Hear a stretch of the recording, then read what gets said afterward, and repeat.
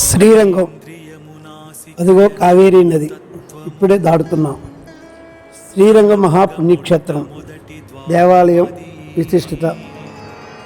వైష్ణవాలయాల్లో పురాతనమైన శ్రీరంగం. దీనిని పెరిగి కోయిల్ అని కూడా అంటారు. కోయిల్ అన్న పదాన్ని ఈ దేవాలయానికి వాడతారు.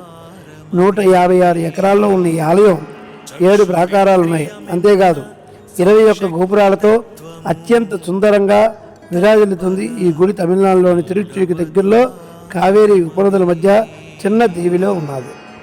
శ్రీరంగాన్ని ఇండియన్ వాటికిగా చెప్తారు. ప్రపంచంలోనే పూజాది కార్యక్రమాలు జరిగే అతిపెద్ద హిందూ దేవాలయం ఇదే. ఆళ్వార్లు ప్రబంధాలకు, రామానుజాని శ్రీ వైష్ణవ సిద్ధాంతానికి ఈ ఆలయం ప్రసిద్ధి. శ్రీరంగపట్టణంలో దేవాలయం లేదు. ఈ ఆలయంలోనే శ్రీరంగపట్టణం ఉంది. శ్రీరంగనాథుడు రంగనాయకి అమ్మవారిని 10 మంది ఆళ్వార్లు, ఆండాలు, ఆచార్యులు సేవించి తరించారని చెబుతారు. పురాణాల ప్రకారంగా ఇక్ష్వాకు మహారాజు బ్రహ్మ గురించి తపస్సు చేస్తే తమిళనాడులోని శ్రీ వల్లిపుదురులో విష్ణుయుత్తులో గోదాదేవి తులసి తోటలో దొరుకుతుంది. ఆమె ప్రతిరోజు తులసి ఆకులతో దండలు కట్టి శ్రీకృష్ణుని పూజిస్తుంది. అయితే గోదాదేవి తాను కట్టిన మాలను మొదట తానే వేసుకొని తర్వాత పూజారికి ఇచ్చేది. ఒకరోజు ఆ దండలను వెంట్రుకలు ఉండటం చూస్తారు పూజారులు. తప్పు జరిగిందని బాధపడతారు.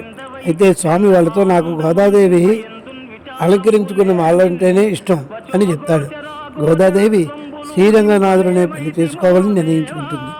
30 రోజుల పాటు తిరుపవే పాసులతో రంగనాథుని కీర్తిస్తుంది.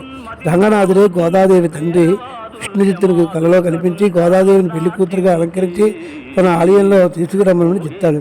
చివరకు గోదాదేవి ఆలయంలో స్వామివారిని అర్పిస్తే ఆ దేవుడితోనే అంతలీనమైందని అంటారు. అందుకే ఈ ఆలయంలో గోదాదేవి రంగనాథుల విగ్రహాలు అంగరంగ వైభవంగా నిర్వహిస్తారు. వైజ్ఞానికంగా ఎంతో ముందున్న అని చెప్పుకుంటాం. ఆ రోజుల్లో కూడా ఇంత గొప్ప ఆలయాన్ని ఎలా కట్టారో అంత చిక్కలేం లేదు. ఈ గుడిలో ఉన్న 1000 కాళ్ళ మండపాన్ని చూడటానికి 2 కళ్ళు చాలు. ఎంతమంది శిల్పులు ఎన్ని రోజులు ఎలా కట్టారో, రాళ్ళని ఎలా తరలించారో చెప్పలేరు. ధనుర్మాసంలో ఈ దేవాలయంలో ప్రత్యేక పూజలు చేస్తారు, ఉత్సవాలు నిర్వహిస్తారు. ఈ నెలలో శ్రీరంగనాథుని 10 లక్షల మందికి పైగా భక్తులు దర్శించుకుంటారు.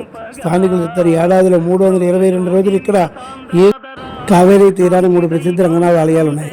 ఆదిరంగుడు మైసూరు సమీపంలో శ్రీరంగపట్టణంలోని రంగనాథస్వామి ఆలయం, మధ్యరంగుడు శివసముద్రంలో రంగనాథస్వామి మందిరం, అంత్యరంగుడు శ్రీరంగంలో రంగనాథస్వామి మందిరము. నెల్లూరు పట్టణంలో కల్పగిరి రంగనాథస్వామి ఆలయం కూడా ప్రసిద్ధ రంగనాథ